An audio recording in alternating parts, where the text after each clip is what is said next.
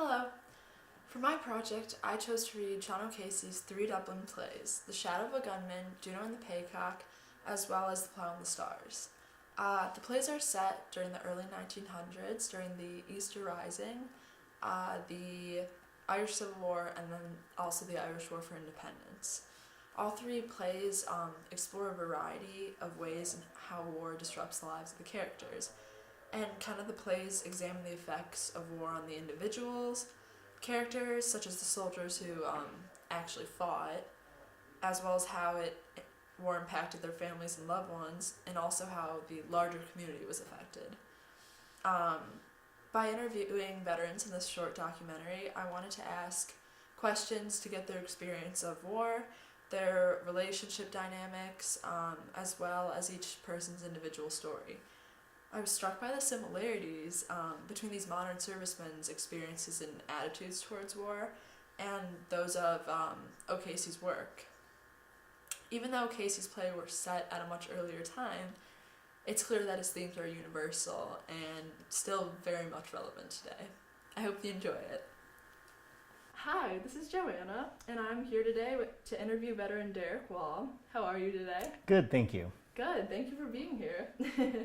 So, just jumping right into it, why did you join the Navy? Well, it's very interesting. I actually did not grow up being interested in joining the Navy at all, to be honest. But in year 2000, we had our first daughter, Simone. And at that time, both my wife and I were working, and we wanted to try to find a way to allow one of us not to have to work full time so that we could take care of Simone. And what that solution ended up being was joining the Navy as a reservist. I'm a physician. I was doing my residency in general surgery at that time. And the Navy has a program basically to be able to give us money in exchange for time served later. Okay, that's interesting. So, was your family supportive of that decision? Well, it's also interesting that you asked that. My dad is very, I guess you would say he's very left of center, and he's very not really anti-military, but he doesn't like people having control over other people. And Right. so his warning to me at the time was, they're gonna own you. And for that reason, I think he was concerned as a parent. But I think my wife was generally supportive. I think we kind of understood the possibilities of what joining the Navy might entail. But it allowed her to not have to work full time with our young daughter. And also too, at that time, it was the year 2000, so it was before 2001. And we know that really the world changed after September 11th, 2001, Right. for the military especially. And so our expectations, I think, of what the time served would be ended up being very different than what they actually were. Okay, so how long were you deployed for typically? So I was a reservist basically from about 2000 to 2003 when I finished my residency, and then I was on active duty for the repayment time from 2003 to 2008. All right. And so as far as deployment goes, from 2003 to 2006, so in that 3-year period, I deployed 3 times. Okay. Wow. So you said you were a surgeon, correct? So correct. What was your role like as a surgeon, and also what was a typical day maybe like? Was it changing a lot? It is definitely changing a lot, yet in some ways very much the same. So on 2 of the deployments, I was actually assigned to one of the big ships that looks like an aircraft carrier, but is meant to haul Marines and their gear. And basically, as the general surgeon there for that battle group, I ended up being on the ship for most of that time. And so the day really would be basically hanging out and kind of waiting for something to happen, waiting for someone to get sick or get injured, which obviously we didn't want. But as someone that didn't grow up in the military or really grow up around ships and things, it was very, very interesting, to me. We got to learn a lot about how the ship worked, got to see a bunch of things that I don't think you would see in any other context. And so it was every day was kind of a new day. Interesting. So were you ever in an active war zone? Well, at that time, the Persian Gulf was considered an active war zone, Okay. so technically I was, but at that point, by 2004, I think was my actually first deployment.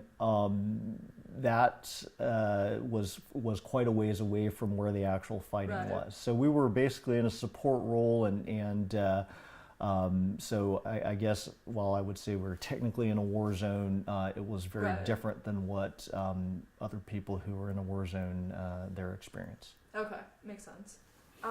So how do you think, you kind of touched on this, but like, how do you think that the Navy disrupted kind of your daily life and like also your family members and friends?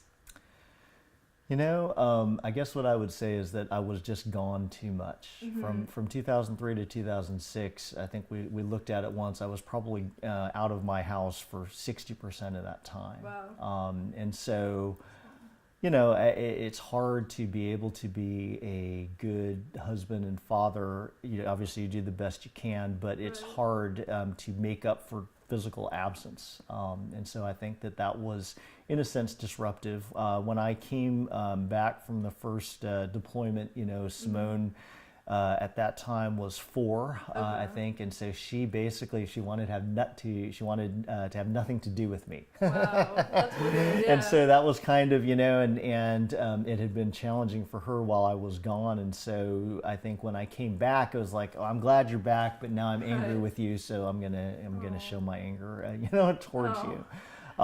But I think it's just kind of one of the costs of service, and I think really one of the things that we don't realize, a lot for the people that are serving now, or the people that are veterans, is that while it's, I think, for all of us, I could probably speak for, it's an honor to be able to serve. There is a lot of sacrifice that goes with it. Right. So do you think when you came back, you kind of had to like adapt again every time you would?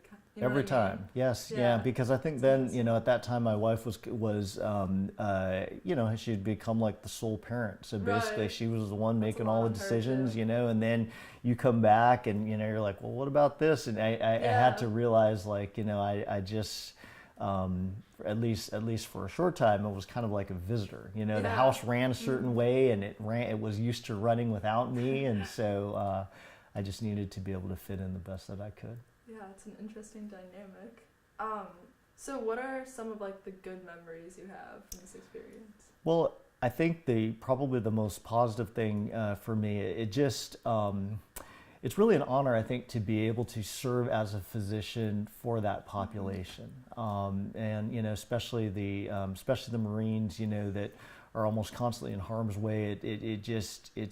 It was really an honor for me to be able to serve and protect and help them in any way that I could. You also develop a real sense of brotherhood, I think. One of my other deployments, I was on sort of a smaller ship with a smaller group of people, and you really get close. I mean, there was a guy that was our nurse anesthetist that I probably, in that 3-year period, I had dinner with him more than I did with my wife, Right. and so you really, you get close with people, and you have that sense of brotherhood, I think, that's very positive. Right. It's interesting. Do you have any like negative memories from your time on the ship? Well, I think that the food wasn't always the best, Yeah, for sure. I My wife, I think, before deployments, many times they have a day where the families can come on the ship, Yeah. and one of my wife's friends, whose husband was also on the ship with me as a Marine.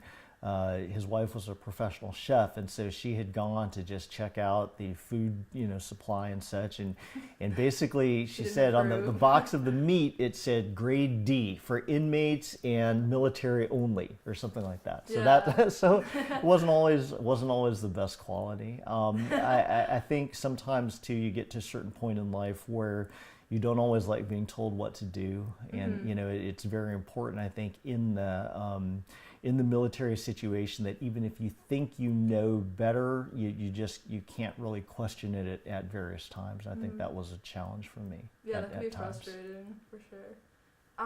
What are some of the reasons you think that other people join the military? Well, I think that I guess I would just say based on the people that I talk to, right? I mean, some people join because it really is they feel like that's their life's purpose. You know, they want to Wow. serve, they want to serve their country. You know, they want to kind of be able to represent their nation. Yeah. Other people, you know, it's more practical. Sometimes people need money. You know, they need money to pay for college through the GI Bill. They need money, you know, like I did for the program that I was in. Right. And so for some people, it's a way out. You know, it's a way out of their hard situation growing up. It's a way that if they aren't ready for college, that they can get out and support themselves and grow. You know, as a person and as an individual. I think too, there's probably some things that really you can't do outside of the military, right? If you want to fly a fighter jet, for example, it's hard to have that opportunity as a civilian. Some of the other things, you know, that are done with the you know, with the war fighting, I mean, there's not another opportunity. So sometimes people, I think, are interested in those doing that, and that's their opportunity to do so. Right. So you think you gain experience from that kind of Right. I stuff think you somewhere where gain you could- gain experience. I mean, I think, you know, I was again in sort of a different phase of life than someone coming right out of high school, but I think Right. that you grow up. You know, you learn how to kind of take care of yourself. You're directed by orders. You know what to do, but in a lot of ways, you become responsible for yourself, for the people around you. You got to take care of your, you know, your eating and your clothes and all of these things that you might not have had to do when you were in high school, and you have a responsibility. You Right. know, It's a that's big like the ship is a big place, but every person's got their job. You know, and we learned about sort of the inner workings of the ship. I mean, Yeah. you know, if you are sleeping on the job or you're you know, negligent in your duty, the whole ship could be affected. Right. Did you collaborate or like were you with the others a lot of the time or do you know what I mean? Yeah, Is this I do. I guess I would say no in a Really? sense, right? There's only one general surgeon, you know, not only on that ship, but for the whole group of ships that we were Okay. with. So in a way, like I was just kind of a little more my own isolated thing, or you know what I something? mean? But and in a lot of ways, in the military sense, you know, most of the people that are there on the ship, they're healthy. You know, they're young and Yeah. healthy, and don't necessarily have a lot of chronic issues. So most of it, I think, for me was just trying to kind of maintain readiness and, you know, and that kind of Right. thing. Makes sense. All right. So finally, the last question. I am curious to see. Do you think that like modern warfare or military service in general has like changed a lot since like the early 1900s per se, or do you think it's like kind of relatively the same at its core? You know, I don't. I guess I'm not totally sure, only because I'm not a huge like military history buff. Okay. In the end, though, you know, it's sort of weighing the needs of the country or the needs of the Navy. We always used to say it's like the Navy comes first, right? The needs of Yeah. the Navy outweigh our own personal needs. So whenever we were, you know, wondering why, like, we're deployed yet again, and, you know, out here in the middle of nowhere, you know, not necessarily doing much, but being ready to support. It's because, in a sense, you learn that the needs of the group outweigh the needs of the individual. Yeah. And my guess is that in the 1900s, that was probably even more apparent. Yeah. The other thing, though, is that, you know, I don't know that there's as much. I guess I'm not what I'm not sure of is that if there's the same sort of sense of pride. You know, I feel like in an earlier time, like everybody got drafted, everybody served. It was much harder to like get out of service. Right. You know. And now, you know, people don't even get drafted. This is a voluntary thing. And yet, as we kind of alluded to in the other question, there are some people that need to join the military for reasons, you know, where they're technically volunteering, but really it's like they need something. You know, Right. they don't necessarily have too many other options. Yeah. And so, because I think that it's not as equal, you know, where everybody, even if you have a lot of resource, you know, a lot of times people now don't have to serve. It takes something out of it. this is Joanna, and I'm here today to interview my dad, Jeff Ramo. How are you doing, Dad? Good. Glad to hear it. So, just jumping right into it, what led you to join the Navy? I originally wanted to fly, and everyone told me if you wanted to fly, the best place to get training was the U.S. Navy. The Navy has more planes than the Air Force, and Navy pilots are known for their excellence and being able to land and take off on aircraft carriers. Interesting. And I like their uniforms better than the Air Force. I heard that in the last interview as well. It's interesting.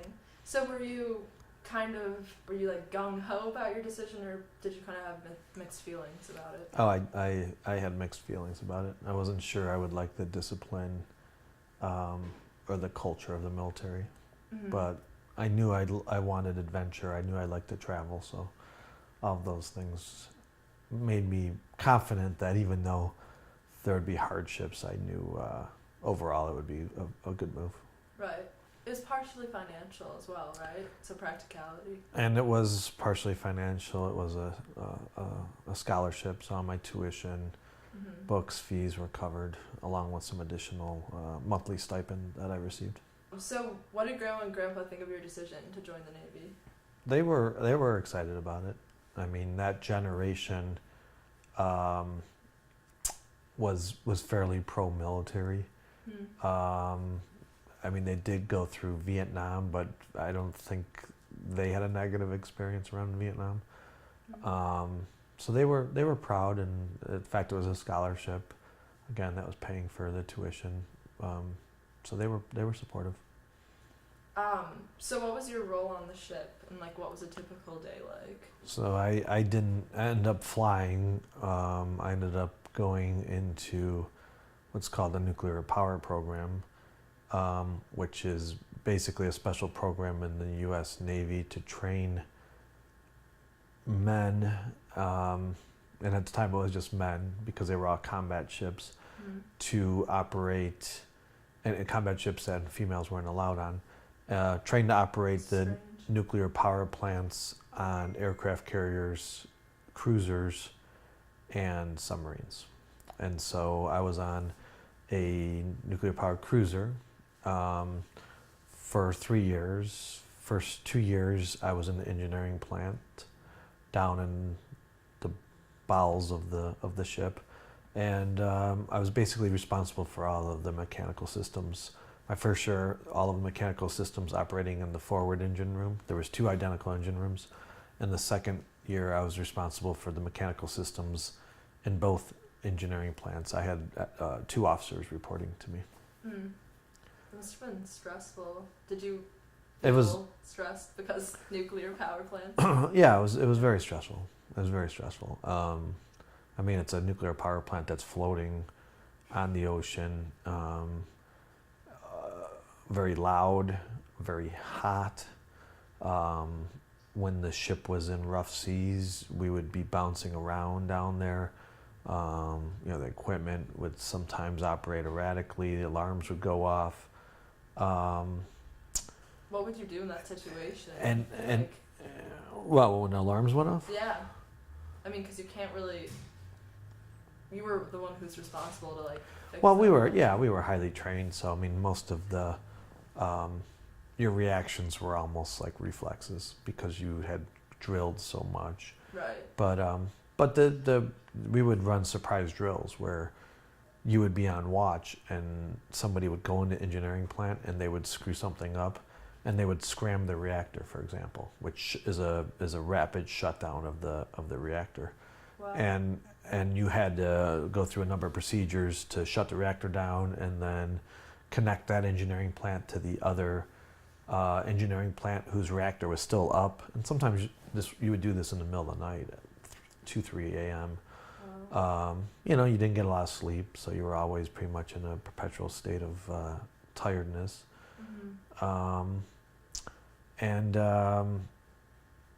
Yeah, it was just a lot of work. It was a lot. You were busy 24/7. You were working and sleeping pretty much nonstop while you were underway, with very little downtime.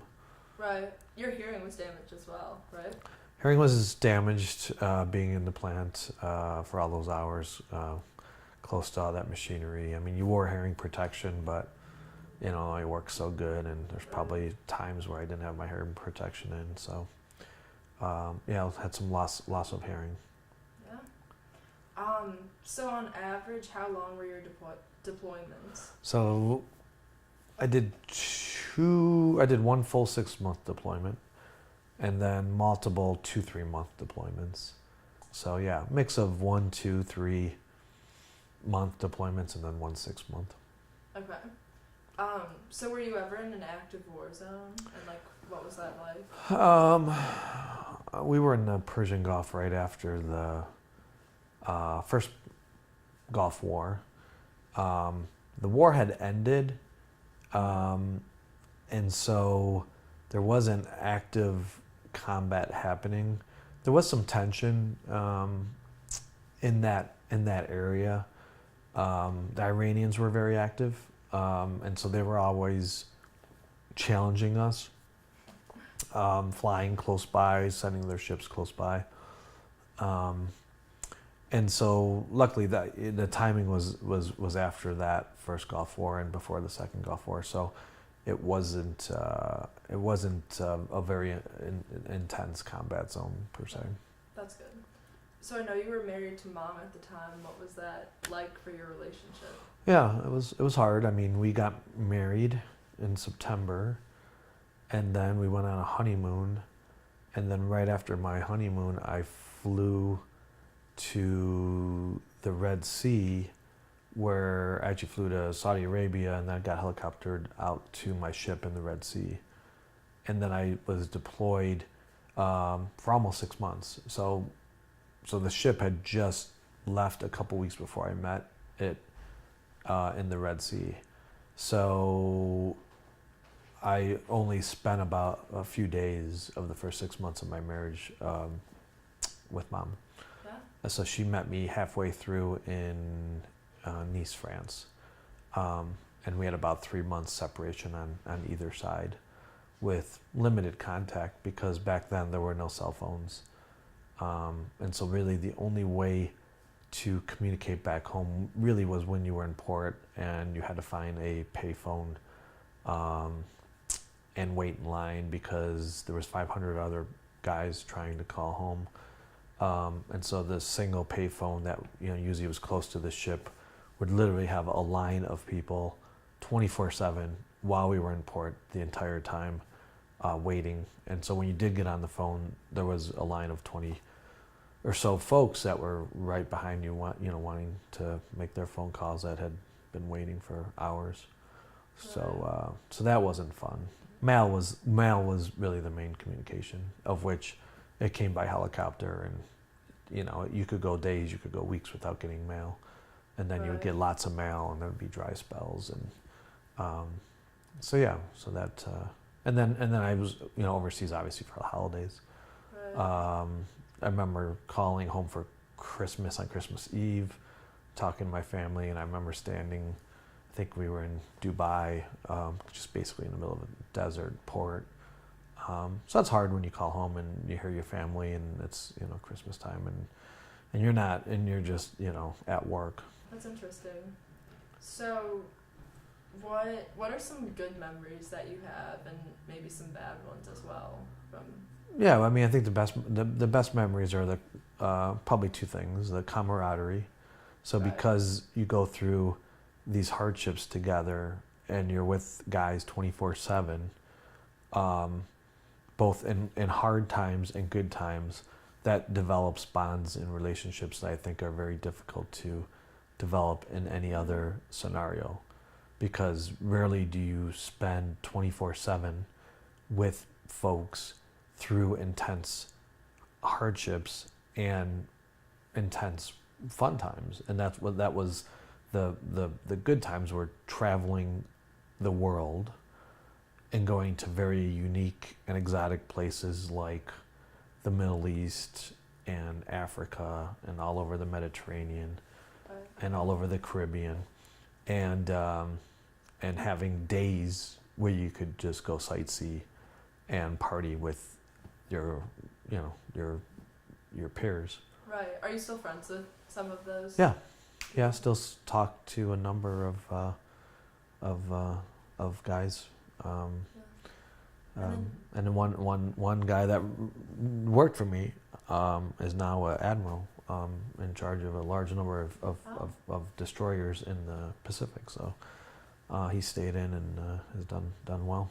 Impressive. So wait, you were a lieutenant, right? So I was but as well as. I got out as a lieutenant. So when you first get commissioned after finishing college, you are an ensign. Okay.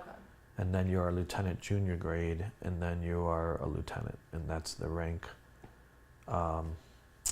First three ranks of a naval officer. Makes sense. So, what are some of the more negative memories, possibly? I mean, I spent a week or so in the North Atlantic in some of the roughest conditions that they would allow ships to operate in. Those conditions were so rough that they sent all of the ships home except for two. They kept the aircraft carrier, which is a massive ship, and they kept us with the aircraft carrier. And the aircraft carrier stopped flight operations, which is unheard of. They typically run flight operations in any type of weather because wars happen and you need to be able to launch and recover planes regardless of the type of weather. So imagine 5-6 days of no sleep, which is probably the worst part. Yeah. Having difficulty eating just because it was hard to eat, and then just hard to keep things down, and a lot of people getting seasick. Yeah. And then and the fact that you really aren't bathing, and you're working again round the clock, and so that was not a fun week, a week and a half. That was, and you didn't know if the ship was going to break and capsize. I mean, things were coming off the bulkheads. Wow. And rolling down the gangways, and some people got injured. A large copier got free and rolled down a gangway and slammed a guy's leg and hurt his leg real bad.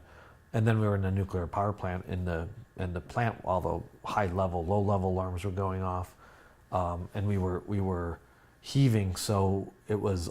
We weren't sure if we were going to go all the way over, Right. because there was a point of no return where a ship leans over and then it just keeps going. And there was multiple times where it felt like, this might be it. Wow. So yeah, that's constant stress. So that was tough. The training was incredibly demanding. That was not fun. It was way tougher than engineering at Illinois. Then separation from loved ones and family and friends. Right. So yeah, lots of ups and downs. I always tell everyone, when the military is good, it's really good, and I think there's few places you can experience those highs. Mm-hmm. Where I was driving a ship through the Suez Canal, or by the Rock of Gibraltar, or going out with a bunch of NATO ships and having drinks on the French or English ship, and then going out with French and English officers, or doing safari in Kenya. You get amazing experiences. When the military is good, there's few other places. Getting up in a combat jet, right? You do things that few others get to do. Right. But when it's bad, it is worse than potentially any other scenario, because rarely will you ever go those spans without going home, without sleeping, working that hard, and potentially your life, being in danger. And so it's a very wide range of spectrum in between. Yeah, it's fascinating. So what are some of the reasons you think that other people join the military? I think, financial, right? A lot of people join to pay for college, so they don't have any other means or mechanism. That's a big driver. I think a lot of people to travel, to see the world. I think those are probably the two biggest. Related to that is just to jumpstart your career. I mean, you get a lot So of you responsibility at a very young age, regardless of whether you're enlisted or as an officer. And I would argue that as a 20-year-old, I had more responsibility than I've had as a 30 and 40-year-old. And so those are all good life lessons. Do you think that like the patriotic reason is not really I think as big of a factor anymore? I think it's I think it's of course there's a patriotic factor. Yeah. For me, patriotic was lower on the ranking. I mean, again, I was very focused on wanting to fly, and then when that kind of fell apart because my eyes went bad and I couldn't get a flight slot to fly off carriers, and then got exposed to the nuclear power program, I went that route, and the other parts of the military were still interesting enough. But yeah, I mean, I don't think it is broad, especially in the enlisted ranks. I think in the enlisted ranks, especially if you look at the makeup, it's a lot of kids that don't have opportunities. And I wouldn't say they're joining necessarily because of a love of their country. I think it's because they're in inner city ghettos or they're in rural areas and they really have very few options. In their, if any options in their lives, and this is an obvious one to get them out of, a rural area or a inner city ghetto. Yeah. Interesting. So going off that question, do you think that modern warfare has changed a lot since like the 1900s, or is it kind of like relatively the same at its core? Well, I think it's changed massively. I mean, How so?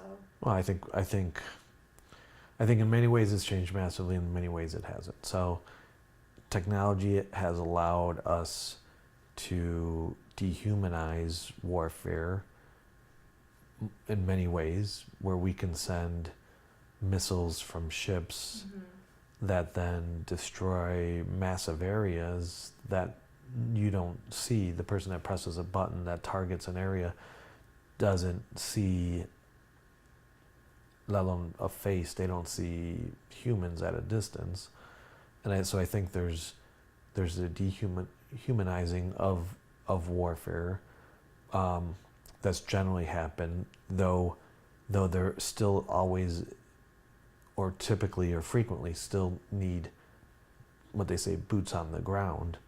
And when you put boots on the ground, they're interacting human to human in the same brutal ways that they were fighting wars hundreds since the beginning of time. And so even though we've dehumanized many facets of war, there's still that human to human contact that happens, maybe less frequently, but still exists. And whether that, ever goes away is debatable. Right. Interesting. Thank you so much for doing this, Dad. You're welcome. I'm here today to interview veteran Dan Cole. How are you doing today? I'm doing great, thanks. Great, thanks for being here. So what led you to join the Army, and were you kind of gung-ho about that decision, or did you have mixed feelings? Yeah, I actually had mixed feelings. I am not from a military family, so I didn't really know a lot about the Army, but I was recruited to run at West Point, which is like the college for officers. Right. So I was recruited to run and started to do some research about what West Point was all about and how it involved service in the military afterwards. And I gotta say, I was a little nervous about it, but I went out and visited, and that helped allay a lot of the fears that I had. Yeah, I'm sure. So did your family support that decision to join? Yeah, it's interesting because unlike enlisting, the whole idea of going to school at West Point, it has a little bit of prestige associated with it. Right. Number one, it's a full scholarship. You can go to school for free, and serving as an officer is a little different. Although in the end of the day, it's not. I mean, everyone in the Army is in the Army, and you're on the front lines, whether you're an officer or an enlisted person. Right. But yes, so the short answer to the story was my parents were both really supportive of it, but I do remember then later on, and maybe we'll get into some of this, once I was in and the country started to be in conflict, you know, they were really nervous. They Right. was in harm's way, so Of course, yeah. That's a scary I think thing. they still supported it, but it was more of, you know, when are you getting out? You know, Right. kind of that type of question. So kind of getting into that, what was like your role in the Army, and maybe like what was a typical day like? Yep. So after I graduated from West Point, the part of the deal with West Point is you then choose which branch you go in the Army. That was a big decision for me. In the end of the day, I decided to go infantry, which when you think of Army, you know, everyone immediately thinks of infantry, but that's not the Army. Army's, you know, cooks and maintenance people and even like helicopter pilots. Right. But I went into the part of the Army that is truly the infantry. Right. So my first job was a platoon leader leading 30 soldiers with rifles and training, basically getting ready for if there was a war and there was a ground mission to that war, Right. to be the soldiers on the ground. But yes, so part of being a officer is there's a lot of training first. You got to go through airborne school, which is jumping out of planes with parachutes. There's air assault school, jumping out of helicopters with rappelling from ropes. Right. Ranger school, kind of Wow. getting used to being able to survive for long periods of time without food or without water and with little sleep. So almost over the first year of my time in the Army was all doing training, getting ready to go out then to be an officer for the infantry. Yeah, it's a lot. A lot Yeah, of it is a different lot of skill training. sets too. So on average, like how long were your deployments? Well, so my first duty station was Hawaii, which was a great place to be, but we did go Right. out to the field, I'd say probably about every other month, and we would go for 2 to 3 weeks at a time. And that would be kind of the normal cycle was, you know, you'd train, you'd prepare, you'd get all the logistics together, then you'd go out to the field and you'd do a mission, and that would be 2 or 3 weeks in length. But then every year or so, you'd also do like a major deployment. So whether it be to Korea or Thailand, or sometimes we go to the Big Island of Hawaii, those would be longer. So how often would you be home? Yeah, it's interesting. When I was in, I would say, you know, of a typical, let's say 3-month period, Yeah. there'd probably be 3 or 4 weeks where it was very much like a normal job. You know, you kind of go on in the morning, do your thing, maintain your vehicles, and you'd be back at night. But outside of those 3 weeks, or probably about a good 2 months, you'd either be in the field doing training or off on a deployment. Okay. So Yeah. it's hard. Like, I mean, there were some people. I mean, generally the military is made up of very young folks, so not a lot of families and wives and kids. Right. But as the people get more senior, then they start to get married and have kids. It's really tough for those guys because, you know, it's one thing when you're just a It's 23-year-old yourself, yeah. exactly guy going out to the field for a month and a half, 2 months. It's another when you got a wife and kids back. Yeah, So. for sure. So were you ever in an active war zone? And like, if so, what was that like? Yeah, I was actually in Kuwait, and I did get combat pay, so it was officially designated as an active war zone, but it really Okay. wasn't active. There was a period of time between Desert Shield and Desert Storm where they had troops along the Kuwaiti border kind of keeping Saddam Hussein from coming back or going any farther. So I think it was a 5-month period where I was kind of in a very combat-like environment. You know, we Right. never knew if, you know, there'd be, you know, fire coming in, or everyone was kind of always on edge. Yeah. So fortunately, no, I never actually got shot at and had to duck, but definitely in an environment where we're kind of on edge. Yeah, high Anytime, stress. yeah, very in high readiness, right? We Mhm. always on guard, never really taking a rest, making sure we were always prepared at a moment's notice. That's fascinating. So were you married at the time? No, I actually. No. Well, I take that back. My first duty station was in Hawaii, Right. and right as I was leaving, I got married actually to an Air Force officer, And so after I left my first duty assignment, I guess I was Okay, so partially. married for a year and a half. I did recruiting, and Mhm. then married when I was in a company command position. Yes, I guess I was married for about 5 of my 9 years while I was in the military. Okay. So what was that like for your relationship? You know, initially it was totally okay because I had married a military officer Right. who That's kind of kinda understood the culture and the environment and the fact that you go away for a long period of time. Nice. Right. But towards the very end, once we started having kids, in fact, I almost missed the birth of my first son's Wow. because I was deployed and got extended, and I barely made it back like 2 days before he got born. Right. So right about then was when we You're started like, to all realize, right, like, we're kind of done with this. exactly. Yeah. It was definitely a decision point to say, do we really want to be one of those folks who try to raise kids and move them around every 2-3 years? Yeah. And we kind of said, maybe this is a good time to get out. You go when you're in the military, you go where they tell you. You know, Yeah. it's not like, well, wait a second, my son's having problems in school. There's none of that conversation. Yeah. Pretty much, you need to go. This Kind is of interesting. Yeah. And kind of going off that, we were just sort of getting into that, but so how do you think that the Army disrupted your like daily life and maybe like family and friends? It's a really good question. Definitely, one of the things I think happened to me in the Army is my family became my unit. You're like so tight with the people that you're deployed with. Right. You're like, you wake up with them, you eat breakfast with them, you're up all. So they truly do become your family.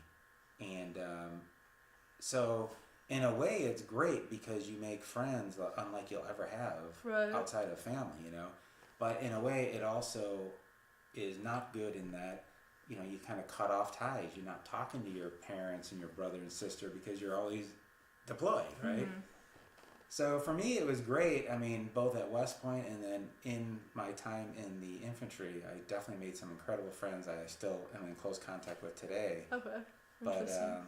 yeah, there's some things I missed, high school reunions, that type of stuff. Right. You're not even paying attention to that. You're so focused on what you're doing. Hmm. Especially with like the technology, right? So how did you like communicate? Like letters mostly? Yes, very much so. That is, Wow. I talked to friends who are still serving today, and that's changed completely. Yes, we Yeah. had, they have the ability to talk and email and all that. We didn't. When we were on deployment, you would not basically able to talk or. That's crazy. So it was all letter writing, which is kind of cool because now both my letters back and forth to my wife and even my dad, who was in the Navy for a while, it's interesting to see his letters to my mom. It's documented, right? Yeah, that is cool. But it's different because It is there's a week or two Mhm. lag on each end, For sure. It's not like FaceTiming or No. something. Yeah, definitely. Very different. So what are some of the reasons you think that other people join the military or would join? I think that there are a lot of things about the military that are great. One of the greatest ones, I think, is leadership. Like, even if you just enlist, like, as an officer, my first job, like I was saying, I was in charge of 30 people. Young people coming out of college, they don't get jobs where they're in charge of 30 people. So it really allows you to get in a leadership position really early on. But even if you're enlisted, the same thing. It's a very hierarchical structure where, if you're proficient, very, very quickly you're going to be in charge of others. Mhm. And it just doesn't seem to be like that outside of the military environment. So I think, to this day in the corporate world, I know a lot of CEOs are former military. So I think that's a real big one. A lot of what I found as an officer watching the enlisted folks, a lot of the folks who live in more rural areas who really have no financial means, it's a great way to get to college. Definitely. They serve for a few years and then they get college money and it helps them get a good start. Right. So practicality. Yeah. Do you think is any of it like pure like patriotism? That's you know what funny I mean? Like that you say that. It is Yeah. really funny that you say that. Yeah. I'm curious. So I have 2 kids now who are going into college and they're trying to decide. But I have discussions with my kids a lot about this. So here's what I think. I think that very few people join the military for patriotic reasons. Yeah. But then later, when you look back and reflect on your time in the service, Mhm. everyone I know who's done that, they feel very proud and patriotic about their service. Right. It's almost like the process itself makes you love your country more because you've had to make sacrifice for your country. Yeah. And so yeah, I find most young people now, when you talk about like, yeah, the great thing about service is for the rest of your life, you'll look back and say, I served my country. Yeah. And they're like, yeah, whatever, you know. They're like, oh, what? But when you're in 40, 50-year-old, you're talking to other people once they've served. It's, you know, to this day, it's one of the proudest accomplishments of their entire life. Even people who've accomplished great things. I have a good friend who's, you know, a very successful investment banker. To this day, he always talks about his time in the service. So finally, do you think that modern warfare and like military service in general has changed a lot since like the early 1900s, or is it kind of relatively the same at its core? Yeah, so for sure the whole infantry, although the technology around a soldier has just changed amazing. I mean, even when I was in, like one of the most common problems you'd have as an infantry soldier is you could not find your way on the map from where you were to where you're going. Wow. So, yeah. I mean, GPS and all that's changed that completely. But for the most part, I have read some, you know, novels about people in World War II or even Civil War. The life of the infantryman is amazingly similar. Similar. Yes. I mean, it's you're enduring the cold weather, you're enduring the rain, you know, just basically putting up with the elements, the sense of camaraderie. So that's really similar. One thing that's changed huge is there is this whole other element of technology where like these drone operators are in positions where they're coming in and they are literally fighting a war, you know, where their drones are, you know, wherever, but then they, at the end of the day, they got to go back home to their families. That I think is even harder because at least like when you're in a combat zone or in a area, everyone's in it together, and you can, if you see something or you're stressed, you got other people right next to you who can kind of relate to that. I think it's really difficult for some of these folks who are being asked to fight wars through technology. They're dealing with the stress and the craziness of it, and then they come home and they're dealing with their neighbors who cannot relate to them at all. Yeah. And we as humans, we got to kind of decompress. We got to relate to someone who understands what we're going through, you know? Yeah, that's interesting. There's like a big disconnect. My dad like touched upon that with the drone thing. And I was saying that it's fascinating how that could definitely change the way war works, I feel like. Just because of the empathy part too, like to not see what's the destruction, like, but it's still causing destruction, you know what I mean? Yeah, it's interesting. Yeah, I mean, it's the whole thing, you know, dropping a bomb is much different than actually seeing eye to eye a person who you're fighting, right? Right. It takes away the human element for sure. Wow. All right. Well, thank you for your time. This is awesome. No, you're welcome.